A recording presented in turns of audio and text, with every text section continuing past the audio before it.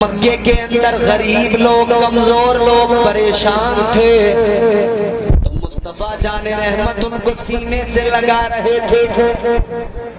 حضرت بلال حبشی سے کسی نے معلوم کیا تھا، اے بلال کیا وجہ ہے کہ تم نے کلمہ پڑھ لیا، کیا وجہ ہے کہ تم مسلمان ہو گئے، کیا دیکھا تم نے اسلام میں کہ تم مسلمان ہو گئے، تم نے کلمہ پڑھ لیا، اتنا سنا تو حضرت بلال حبشی نے بتایا، آپ فرمانے لگے لوگوں مجھے اپنی زندگی کی ایک رات یاد ہے، اس رات نے میری زندگی کو بدل دیا۔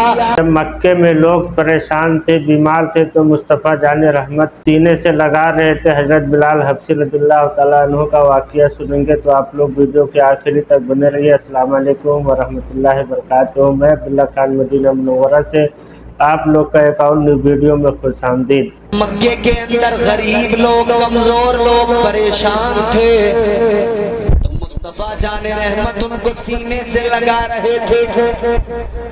حضرت بلال حبشی سے کسی نے معلوم کیا تھا، اے بلال کیا وجہ ہے کہ تم نے کلمہ پڑھ لیا، کیا وجہ ہے کہ تم مسلمان ہو گئے، کیا دیکھا تم نے اسلام میں کہ تم مسلمان ہو گئے، تم نے کلمہ پڑھ لیا، اتنا سنا تو حضرت بلال حبشی نے بتایا، آپ فرمانے لگے لوگوں مجھے اپنی زندگی کی ایک رات یاد ہے، اس رات نے میری زندگی کو بدل دیا، اس ایک رات نے میری زندگی کے معاملات کو بدل ڈالا۔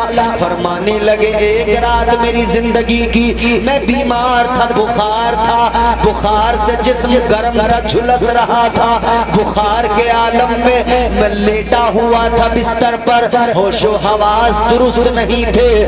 آپ فرماتے ہیں میرا جو مالک تھا امیہ بن خلف، کہتے بڑا ظالم تھا، بڑا سفاک تھا، بڑے ظلم کیا کرتا تھا، کہتے بات بات پر مارا کرتا تھا، بات بات پر ظلم کیا کرتا تھا۔ حضرت بلال حبشی فرمانے لگے وہ جو میرا مالک تھا بڑا ظالم تھا، فرماتے ہیں ایک رات میں بیمار تھا، بخار میں جھلس رہا تھا کہ میرا مالک رات میں آیا، اس نے میرا دروازہ کھٹکھٹایا، مجھے سوتا ہوا دیکھا تو غصے میں بولا، کہنے لگا بلال جلدی اٹھ جا، تو مزے سے سو رہا ہے، کہتے ہیں جو لے کے آیا، جو لانے کے بعد میں وہ میرے پاس لا کے رکھ کے بولا، اے بلال یہ جو ہے آج رات میں تجھے سونا نہیں ہے بلکہ ساری رات یہ جو پیسنے ہیں، یہ جو پیس کر دینے ہیں، سردیوں کا موسم ہے اور رات کو جب عرب کے ریگستان میں ٹھنڈی ہوائیں چلتی ہیں وہ ریت بالکل ٹھنڈی ہو جاتی ہے، پھر ریت سے ٹکرا کر ہوا کے جھونکے جو سرد آتے ہیں جسم پر جب آ کر لگتے ہیں تو جسم پورا ٹھنڈا ہو جاتا ہے۔ اس سردی کے عالم میں حضرت بلال حبشی کہتے ہیں میں بخار میں جھلس رہا تھا، میرا مالک آ کر کہنے لگا بلال ذرا یہ جو پیس دے، کئی کلو جو لے کے آیا۔ حضرت بلال کہتے ہیں ہوش و حواس درست نہیں تھے، بخار اتنا زیادہ تھا میں کچھ بول نہ پایا، میرا مالک رکھ کر چلا گیا، کہتے پھر میری آنکھ لگ گئی۔ بلال کہتے رات میں کسی وقت میں میرا مالک آیا، امیہ بن خلف آیا، اس نے دروازہ کھول کے دیکھا میں سو رہا ہوں جو ویسے ہی رکھے ہوئے ہیں، وہ بڑا غضبناک ہوا، غصے میں اس نے مجھے اٹھایا اور اٹھا کر غصے میں بولا بلال تو نے میرا حکم نہیں مانا، میں نے تجھے کہا تھا جو پیسنے ہیں تو نے نہیں پیسے۔ بلال کہنے لگے بیمار ہوں، بخار ہے، اس نے کہا بخار ہے یہ جو بھی ہے، بیمار ہے یہ جو بھی ہے، جو تو تجھے پیسنے پڑیں گے۔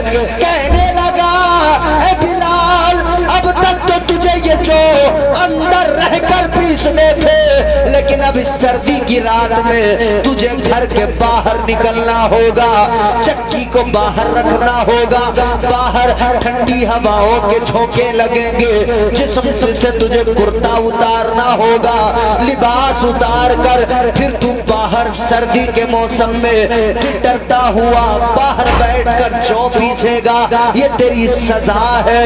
یہ سزا دے دی گئی، سزا سنا دی گئی۔ حضرت بلال کہتے ہیں میں مجبور تھا، غلام تھا، کرتا تو کیا کرتا، میرے بس میں کچھ نہیں تھا۔ کہتے ہیں بیمار بہت تھا، مگر باہر چکی رکھی، بیٹھ گیا جو لے کر، ادھر مجھے بخار اتنا زیادہ، ادھر ٹھنڈی ہواؤں کے جھونکے، میرا پورا وجود ٹھنڈا پڑ گیا، پورا وجود سرد پڑ گیا۔ کہتے ہیں میرا سر چکرانے لگا، اب قریب میں بے ہوش ہو کے گر جاتا۔ کہتے ہیں میں نے دیکھا مجھے کسی کے قدموں کی آہٹ محسوس ہوئی، کوئی میری طرف آ رہا تھا۔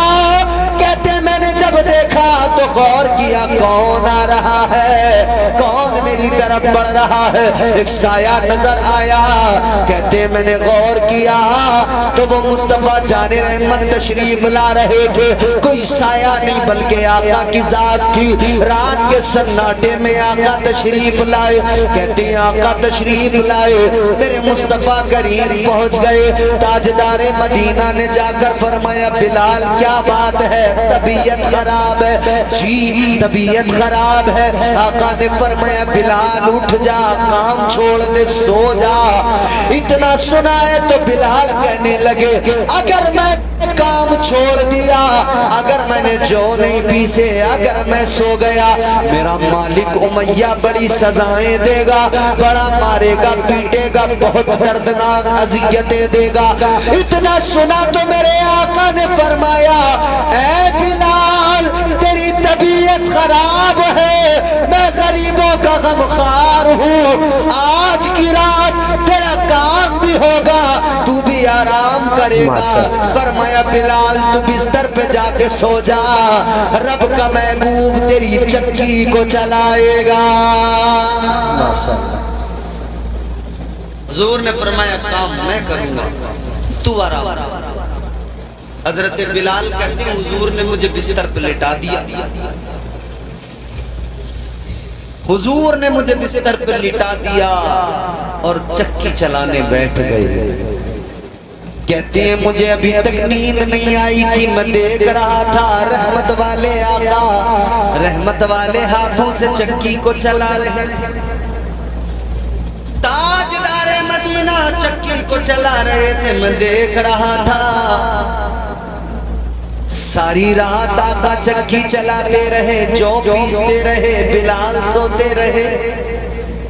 جب فجر کا وقت ہوا، جب سحر کا وقت ہوا، تاجدار مدینہ نے آقا کائنات نے وہ سارا کام مکمل کر لیا، جو کا آٹا سمیٹا، بلال کے حوالے کیا، فرمایا لے بلال تیرا سارا کام ہو گیا ہے، اب تو آرام کر، تیرا کوئی بھی تجھ پر تیرا مالک اذیت نہیں کرے گا، تجھے سزا نہیں دے گا، تجھے نہیں مارے گا۔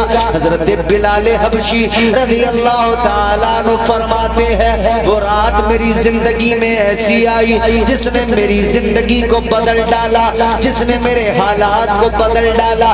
جب میں نے آقا کا یہ مصطفیٰ کا یہ مقام، یہ شان کریمی دیکھی، میرے دل میں آقا کا پیار گھر کر گیا، مصطفیٰ کی محبت دل میں سما گئی۔ کہتے ہیں اگلی رات آئی، پھر تاجدار مدینہ آئے، اپنے ہاتھ میں پیالہ لے کر آئے، اس کے اندر دودھ بھی لے کر آئے، چند کھجوریں بھی آقا لے کر آئے۔ حضور نے کھجوریں بلال کو دی، پیالہ دودھ کا دیا، فرمایا بلال نے کھجوریں کھا، دودھ پی، دوائی کھا، تو ساری رات آرام کرے گا، رحمت والا نبی ساری رات کام کرے گا۔ بلال حبشی کا کام دوسری رات بھی آقا نے کیا، پھر فجر کے وقت آقا تشریف لے گئے، تیسری رات آئی، پھر میرے مصطفیٰ نے یہی کیا۔ اتنا دیکھا، تیسری رات جب آقا جانے لگے لگے تو بلال آقا کے قدموں کو پکڑ کر لپٹ گئے، کہنے لگے یا رسول اللہ، اے تاجدار مدینہ، آپ کا کردار بڑا اعلیٰ، آپ کی گفتار بڑی اعلیٰ، آپ کا معیار بڑا اعلیٰ، اے تاجدار مدینہ اب مجھے تنہا چھوڑ کر نہ جاؤ، میرا دل آپ کا دیوانہ ہو گیا ہے، آقا میں آپ کا غلام ہو گیا ہوں۔ یا رسول اللہ، جسم بھلے ہی امیہ کا غلام رہے گا، لیکن بلال کا دل تو آمنہ کے لال کا غلام ہو گیا ہے۔ حضرت بلال کہتے ہیں وہ آقا کی شان کریمی تھی جس نے میری زندگی کو بدل ڈالا، جس نے میری زندگی میں انقلاب پیدا کر دیا، جس نے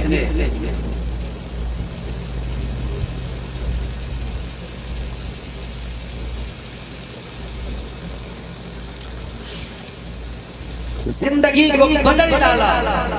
کہتے ایک رات ایسی آئی ہے زندگی میں جس نے پوری زندگی کو بدل ڈالا۔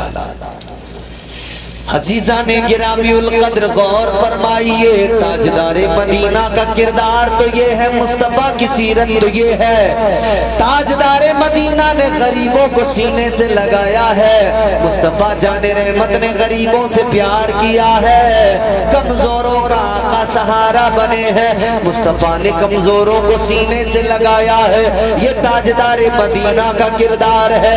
جب آقا نے بلال کو اپنی محبت کا جام پلا دیا، پھر امیہ کہتا تھا اے بلال مصطفیٰ کا نام نہ لے، مدینے والے آقا کا نام نہ لے، مگر بلال پہ ظلم تو ہوتے رہے۔ بلال کا جواب ایک ہی تھا، حضرت بلال کو مار مار کر امیہ بن خلف کہتا تھا اے بلال آقا کا نام نہ لے، بلال کہتے تھے اے امیہ یاد رکھ لے، تو میرے جسم کے ٹکڑے ٹکڑے کر دے، میرے جسم کی بوٹی بوٹی کر دے۔ حضرت بلال نے فرمایا اے امیہ یاد رکھنا، جب تک بلال کے جسم میں جان رہے گی محمد کی میم پہ قربان رہے گی۔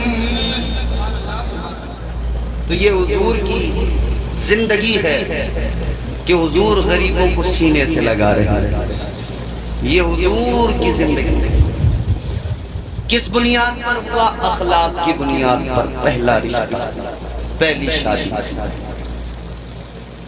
اخلاق کردار، اس بنیاد پر حضرت خدیجہ الکبریٰ نے حضور کو پسند فرمایا۔ اب میں جلدی جلدی اپنی بات کو اختتام کی طرف لے کے جاتا ہوں۔ اب ہمارے یہاں جو رشتے دیکھے جاتے ہیں جناب والا، کیا دیکھا جاتا ہے؟ مالدار ہے کہ نہیں؟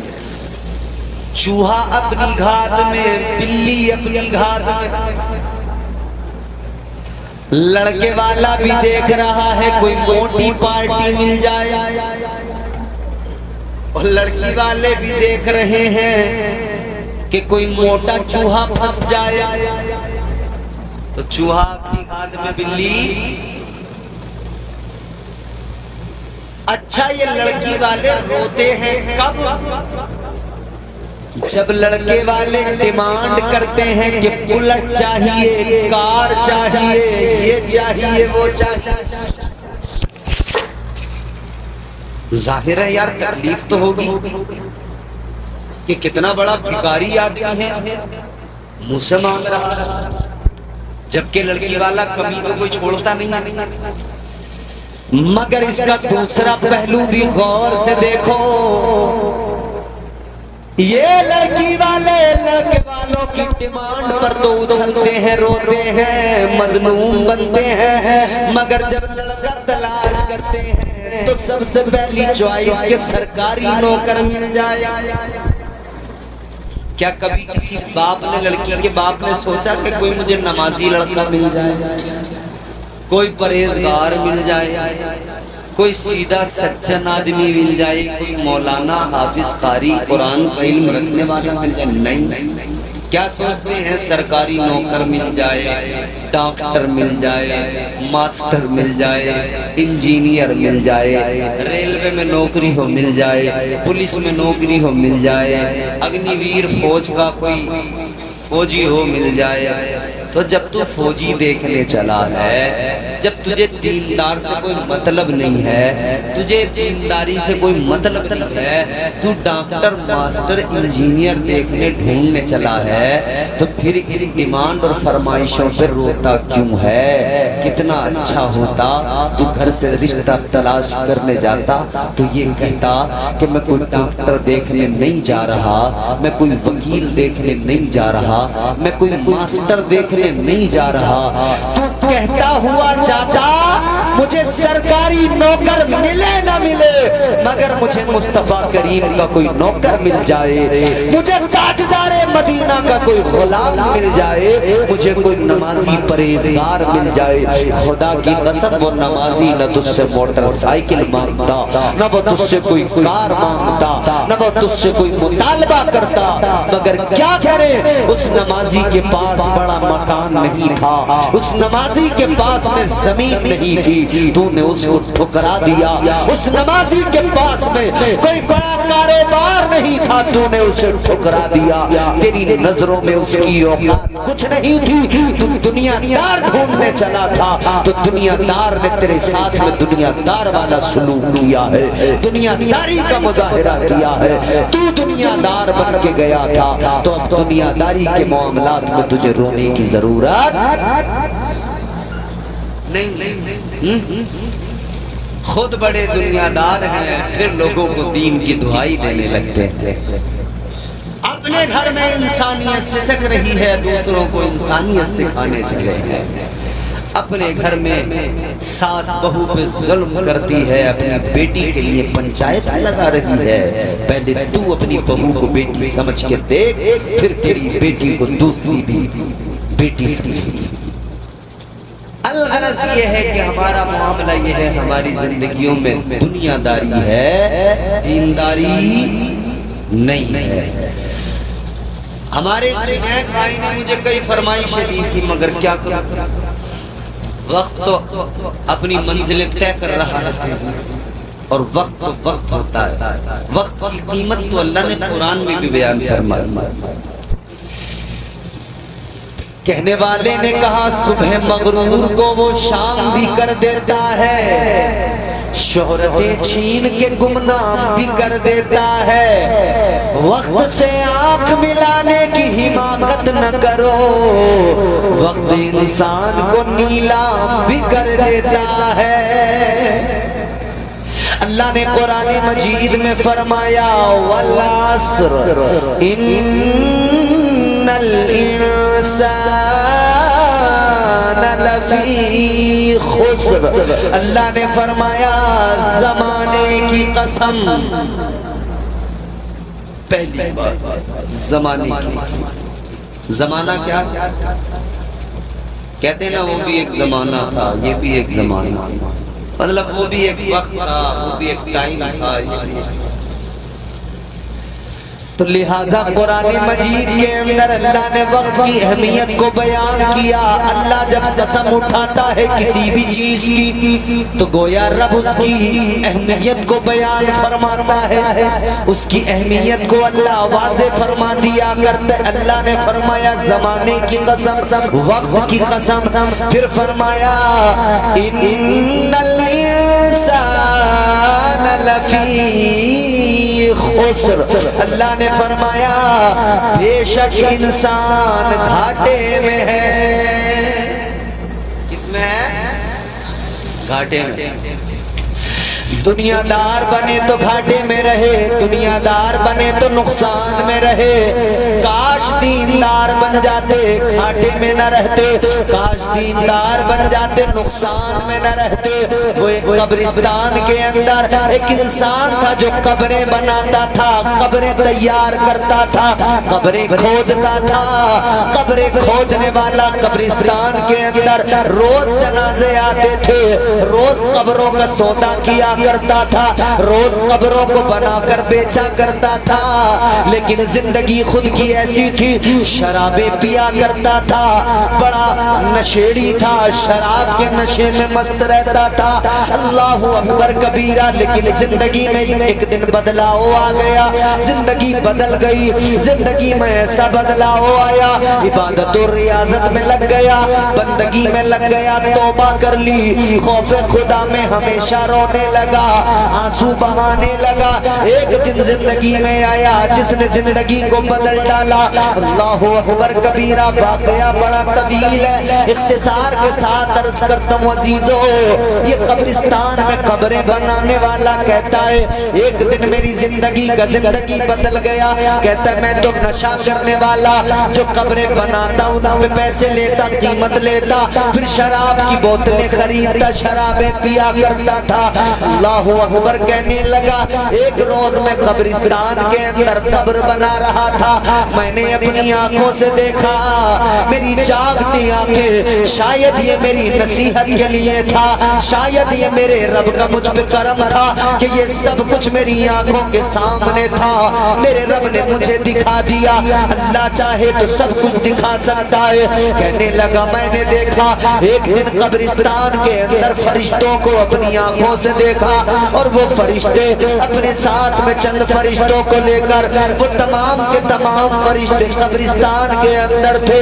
کہتا ہے میں نے 3 قبریں تیار کی تھی، 3 قبریں بنائی تھی۔ پہلی قبر پہ آ کر فرشتوں نے آ کر کہا تھا اپنے سردار سے کہ یہ جو قبر ہے اس قبر کے اندر جو آئے گا، اس قبر میں آنے والا کون ہوگا، جنتی ہوگا یا دوزخی ہوگا؟ کہتا ہے میں نے اپنے کانوں سے سنا، ان کے ساتھ میں جو اس فرشتوں کی ٹیم کا سردار تھا، لیڈر تھا، اس نے کہا اس قبر میں جو آئے گا وہ گناہگار آنے والا ہے، وہ دوزخ میں جائے گا، وہ دوزخ کا مستحق ہے۔ کہتا ہے میں نے جب اتنا سنا میری آنکھیں پھٹی رہی۔ کہتا ہے وہ فرشتے آگے بڑھے، دوسری قبر کے پاس میں آئے گا، اس میں کون آئے گا؟ ان کو بتایا اس فرشتے نے کہ اس قبر کے اندر بھی جو آئے گا وہ بھی کوئی گناہگار آئے گا، جہنمی ہوگا۔ اس قبر میں جسے دفنایا جائے گا وہ بھی دوزخی جہنمی ہوگا۔ اللہ اکبر کبیرہ۔ وہ پھر آگے بڑھے، تیسری قبر کے پاس آئے، تیسری قبر پر آ کر جب انہوں نے معلوم کیا اس قبر میں جو آئے گا وہ کون ہوگا، تو کہنے لگا اس قبر میں آنے والا جنتی ہوگا۔ یہ کہتا ہے مجھے تجسس ہو گیا کہ فرشتے ذکر کر رہے ہیں کہ یار اس میں دوزخی، اس میں دوزخی، اس میں جنتی۔ کہتا ہے مجھے بڑا تجسس ہوا، میں دیکھنے لگا کہ آخر ان قبروں میں آئے گا کون، آخر ان قبروں میں سوئے گا کون، آخر اس آخری قبر میں آئے گا کون۔ کہتا ہے میں ابھی منتظر تھا، میں نے دیکھا چند لوگ ایک جنازہ لا رہے تھے، مگر ان کے ساتھ ایک بڑا ہجوم تھا، ایک بھیڑ تھی، بڑی تعداد میں لوگ اس جنازے کو لا رہے ہیں۔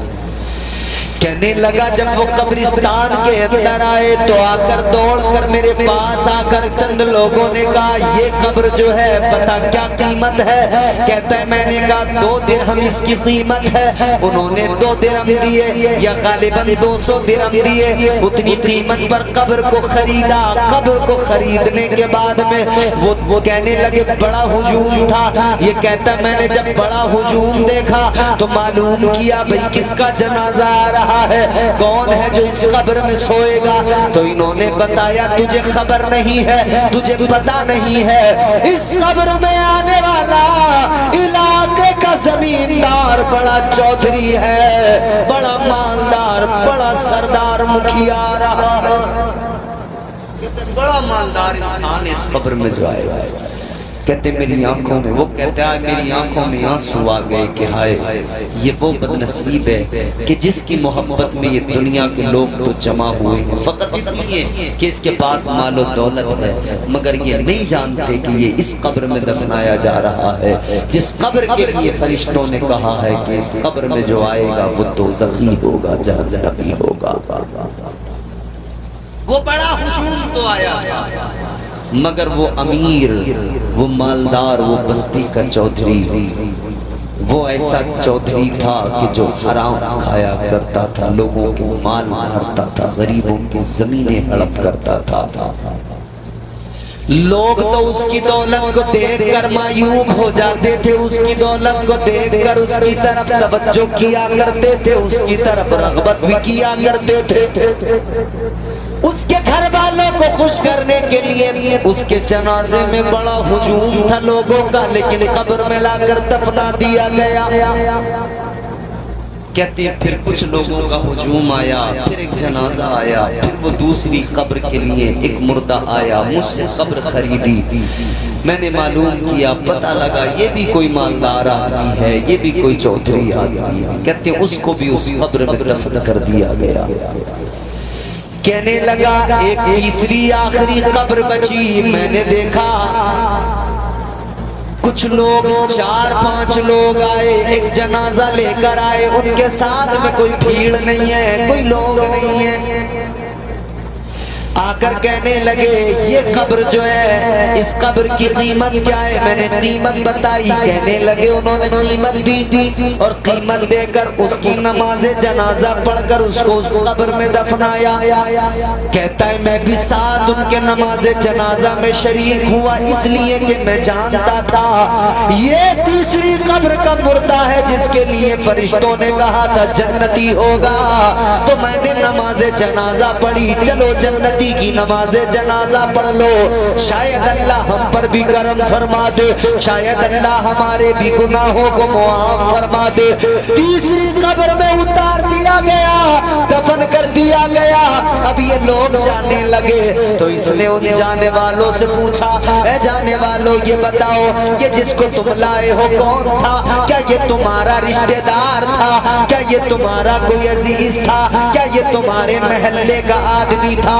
کیا یہ تمہارا پڑوسی تھا؟ کون تھا؟ کہنے لگے سنو، نہ ہمارا پڑوسی تھا، نہ ہمارے محلے کا تھا، نہ ہمارا رشتہ دار تھا، نہ ہمارے کوئی تعلق میں تھا۔ کہا پھر کون تھا جس کو تم اٹھا کر لائے، جس کو تم نے نماز جنازہ پڑھ کے دفنایا ہے؟ کہنے لگے یار یہ ایک مسافر تھا، یہ سفر میں نکلا ہوا تھا، اس نے ہماری بستی میں قیام کیا تھا، ہم نے دیکھا تھا، ہم نے صبح کو گزرتے دیکھا، تب بھی اس کو نماز پڑھتے دیکھا، قرآن پڑھتے دیکھا، اپنی قیام گاہ کے اندر یہ قرآن کی تلاوت کرتا تھا، یہ نمازوں میں سجدوں میں سر رکھ کر اللہ کو یاد کیا کرتا تھا، یہ اپنے مولا کو منانے میں لگا رہتا تھا، یہ رب کو راضی کرنے میں لگا رہتا تھا۔ کہتے ہیں ہم نے صبح کو دیکھا، رات کو دیکھا، دن میں دیکھا، اسے ہر حال میں ذکر کرتے پایا، اسے ہر حال میں عبادت کرتے پایا، اسے قرآن پڑھتے پایا، لیکن یہ اسی دوران بیمار ہو گیا، آخر کار اس کا انتقال ہو گیا۔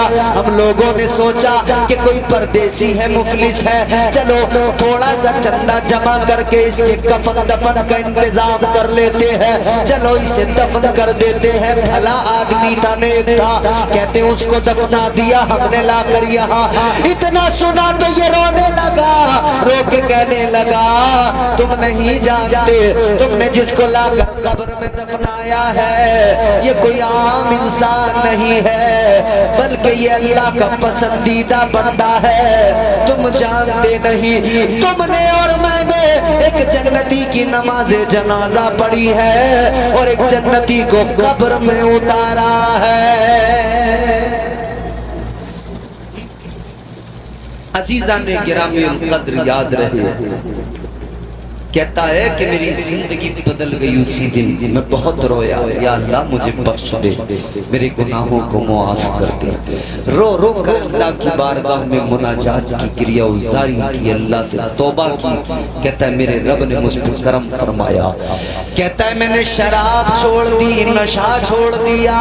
کہتا ہے وہ گندی شراب چھوڑی، اس کا نشہ چھوڑا، وہ نشہ چھوڑا تو پھر مجھے عشق رسول کا نشہ مل گیا، اس مستی میں مست ہو گیا۔ نوجوان، یہ مستی بڑی ضروری ہے۔